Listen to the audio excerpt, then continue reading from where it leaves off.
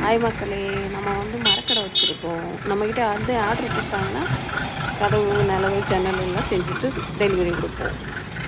ஒரு இடத்துக்கு டெலிவரி கொடுக்க போகும்போது அது வந்து ரொம்ப வெயிட்டாக இருக்குன்னு வேண்டி க்ரெயின் வச்சு அது வந்து ஃபஸ்ட் ஃப்ளோருக்கு கொண்டு போகிறாங்க. இது எவ்வளோ நல்ல விஷயம் இல்லை?